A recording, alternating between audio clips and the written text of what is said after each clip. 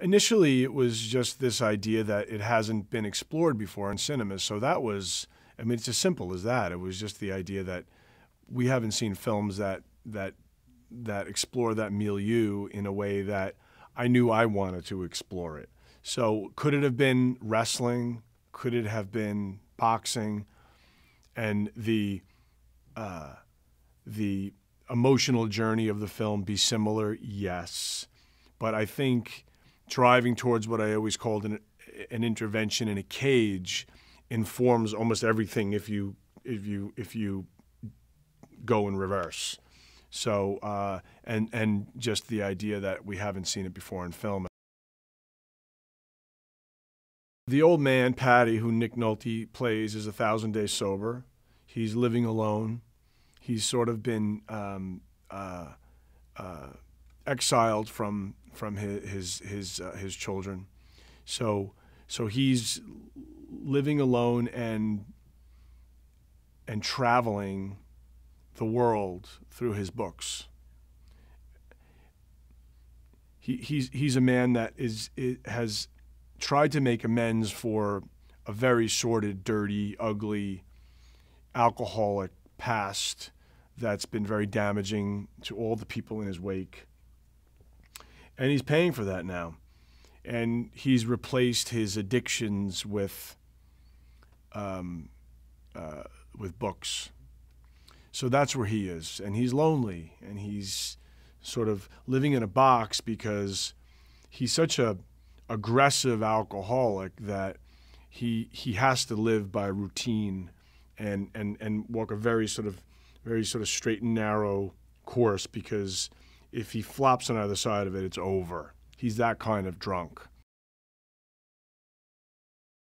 Brendan is a guy who represents change. He's a man who grew up in a very toxic home and is committed to making sure that his children don't receive the treatment that he received. So he is changing the course of history. He's changing what was his past. He's living in a very different future. Tommy is the son who is the prodigal son, and he's the son who's living in his lower self, and he's the son that comes back home damaged and hurt and pained and wants to, all that self-hatred that he has, all this rage against God and that he's feeling, he wants to deliver that on his father and get drunk with his dad and